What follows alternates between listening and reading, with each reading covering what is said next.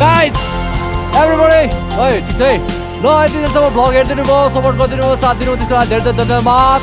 ल till then see you soon bye bye